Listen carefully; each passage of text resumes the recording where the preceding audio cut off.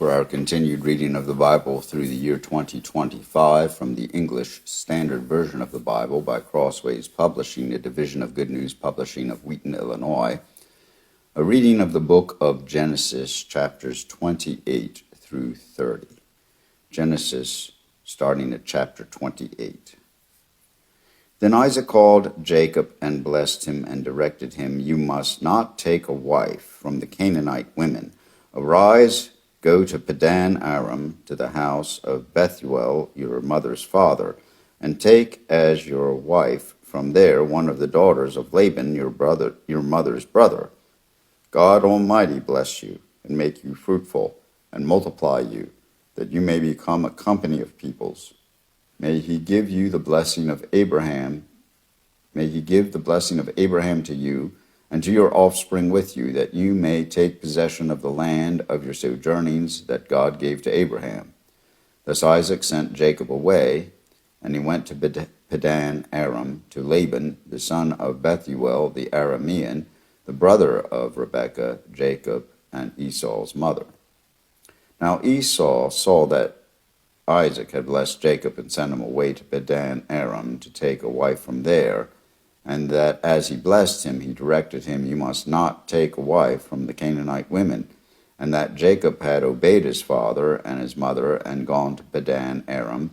So when Esau saw that the Canaanite women did not please Isaac his father, Esau went to Ishmael and took as his wife, besides the wives he had, Mahalat, the daughter of Ishmael, Abraham's son, the sister of Nebaioth.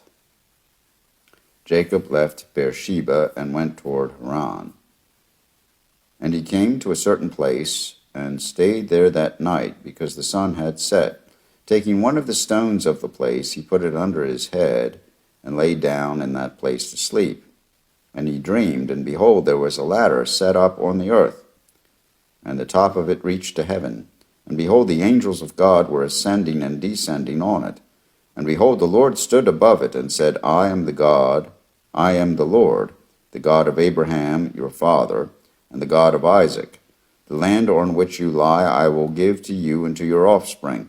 Your offspring shall be like the dust of the earth, and you shall spread abroad to the west and to the east and to the north and to the south.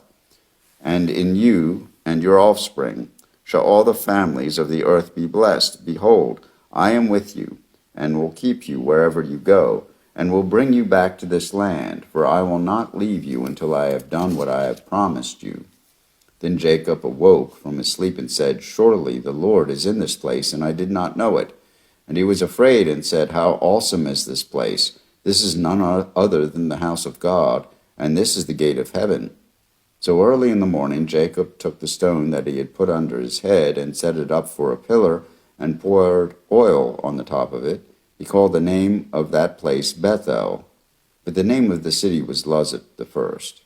Then Jacob made a vow, saying, "If God will be with me, and will keep me in this way that I go, and will give me bread to eat and clothing to wear, so that I come again to my father's house in peace, then the Lord shall be my God, and this stone which I have set up for a pillar shall be God's house.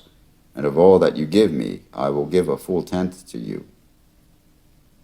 Then Jacob went on his journey and came to the land of the people of the east.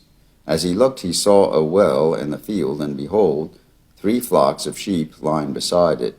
For out of that well the flocks were watered. The stone on the well's mouth was large, and when all the flocks were gathered there, the shepherds would roll the stone from the mouth of the well and water the sheep, and put the stone back in its place over the mouth of the well. Jacob said to them, "My brothers, where do you come from?" They said, "We come from Haran." He said to them, "Do you know Laban, the son of Nahor?" They said, "We know him." He said to them, "Is it well with him?" They said, "It is well. And see, Rachel, his daughter, is coming with the sheep." He said, "Behold, it is still high day, and it is not time for the livestock to be gathered together. Water the sheep, and go pasture them." But they said, "We cannot until all the flocks are gathered together, and the stone is rolled from the mouth of the well. Then we water the sheep." While he was still speaking with them, Rachel came with her father's sheep, for she was a shepherdess. As soon as Jacob saw Rachel, the daughter of Laban, his mother's brother, and the sheep of Laban, his mother's brother, Jacob came near and rolled the stone from the well's mouth and watered the flock of Laban, his mother's brother.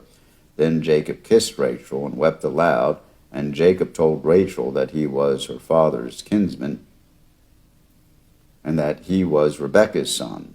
And she ran and told her father. As soon as Laban heard the news about Jacob, his sister's son, he ran to meet him and embraced him and kissed him and brought him to his house. Jacob told Laban all these things, and Laban said to him, "Surely you are my bone and my flesh." And he stayed with him a month. Then Laban said to Jacob, "Because you are my kinsman, should you therefore serve me for nothing? Tell me, what shall your wages be?" Now Laban had 2 daughters. The name of the older was Leah, and the name of the younger was Rachel. Leah's eyes were weak, but Rachel was beautiful in form and appearance. Jacob loved Rachel, and he said, "I will serve you 7 years for your younger daughter Rachel." Laban said, "It is better that I give her to you than that I should give her to any other man. Stay with me." So Jacob served 7 years for Rachel, and they seemed to him but a few days because of the love he had for her. Then Jacob said to Laban, "Give me my wife, that I may go in to her, for my time is completed." So Laban gathered together all the people of the place and made a feast. But in the evening he took his daughter Leah and brought her to Jacob, and he went into her. Laban gave his female servant Zilpah to his daughter Leah to be her servant. And in the morning, behold, it was Leah. And Jacob said to Laban, "What is this that you have done to me? Did I not serve you for Rachel?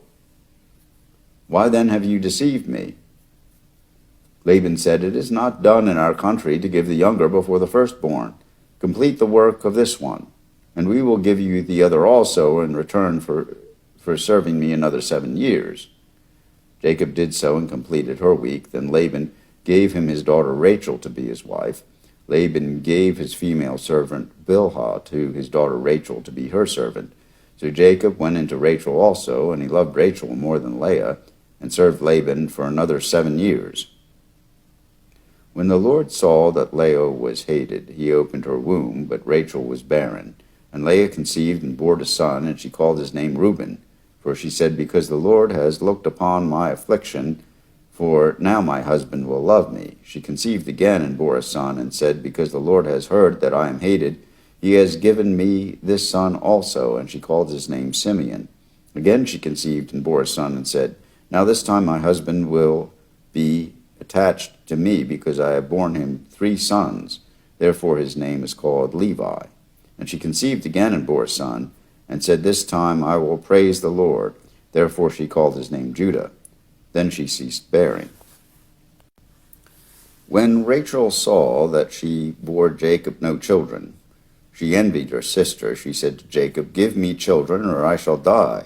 Jacob's anger was kindled against Rachel, and he said, "Am I in the place of God, who has withheld from you the fruit of the womb?" Then she said, "Here is my servant Bilhah. Go into her, that she may give birth on my behalf, and even I may have children through her." So she gave him her servant Bilhah as a wife, and Jacob went in to her, and Bilhah conceived and bore Jacob a son. Then Rachel said, "God has judged me, and has also heard my voice, and given me a son." Therefore she called his name Dan. Rachel's servant Bilhah conceived again, and Jacob bore Jacob a second son. Then Rachel said, "With mighty wrestlings I have wrestled with my sister, and have prevailed." So she called his name Naphtali. When Leah saw that she had ceased bearing children, she took her servant Zilpah and gave her to Jacob as a wife. Then Leah's servant Zilpah bore Jacob a son, and Leah said, "Good fortune has come." So she called his name Gad.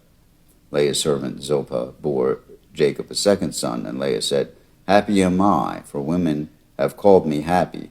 So she called his name Asher.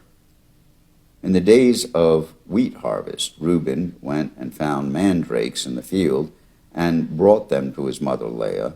Then Rachel said to Leah, "Please give me some of your son's mandrakes." But she said to her, "Is it a small matter that you have taken away my husband? Would you take away my son's mandrakes also?" Rachel said, "Then he may lie with you tonight in exchange for your son's mandrakes." When Jacob came from the field in the evening, Leah went out to meet him and said, "You must come in to me, for I have hired you with my son's mandrakes." So he lay with her that night. And God listened to Leah, and she conceived and bore Jacob a fifth son. Leah said, "God has given me my wages, because I gave my servant to my husband." So she called his name Issachar. And Leah conceived again, and she bore Jacob a sixth son. Then Leah said, "God has endowed me with a good endowment. Now my husband will honor me, because I have borne him 6 sons." So she called his name Zebulun. Afterward she bore a daughter, and called her name Dinah. Then God remembered Rachel, and God listened to her and opened her womb. She conceived and bore a son, and said, "God has taken away my reproach." And she called his name Joseph, saying, "May the Lord add to me another son." As soon as Rachel had bore Joseph, Jacob said to Laban, "Send me away, that I may go to my own home and country. Give me my wives and my children, for whom I have served you, that I may go, for you know the service that I have given you." But Laban said to him, "If I have found favor in your sight, I have learned by divination that the Lord has blessed me because of you. Name your wages, and I will give it." Jacob said to him, "You yourself know how I have served you, and how your livestock have fared with me. For you had little before I came, and it has increased abundantly, and the Lord has blessed you wherever I turned. But now when shall I provide for my own household also?" He said, "What shall I give you?" Jacob said, "You shall not give me anything. If you will do this for me, I will again pasture your flock and keep it. Let me pass through all your flock today, removing from it every speckled and spotted sheep and every black lamb, and the spotted and speckled among the goats, and they shall be my wages. So my honesty will answer for me later, when you come to look for my wages with you. Every one that is not speckled and spotted among the goats and black among the lambs, if found with me, shall be counted stolen." Laban said, "Good, let it be as you have said." But that day Laban removed the male goats that were striped and spotted, and all the female goats that were speckled and spotted, every one that had white on it, and every lamb that was black, and put them in charge of his sons. And he set a distance of 3 days' journey between himself and Jacob pastured the rest of Laban's flock. Then Jacob took fresh sticks of poplar and almond and plane trees, and peeled white streaks in them, exposing the white of the sticks. He set the sticks that he had peeled in front of the flocks in the troughs, that is, the watering places, where the flocks came to drink. And since they bred when they came to drink, the flocks bred in front of the sticks, and so the flocks brought forth striped, speckled, and spotted. And Jacob separated the lambs, and set the faces of the flocks toward the stripes, and all the black in the flock of Laban. He put his own droves apart, and did not put them with Laban's flock. Whenever the stronger of the flock were breeding, Jacob would lay the sticks in the troughs before the eyes of the flocks, that they might breed among the sticks. But for the feebler of the flock he would not lay them there, so the feebler would be Laban's and the stronger Jacob's. Thus the man increased greatly, and had large flocks, female servants, and male servants, and camels, and donkeys. Here ends the reading of Genesis chapters 28 through 30 in the English Standard Version of the Bible by Crossways Publishing, a division of Good News Publishing of Wheaton, Illinois.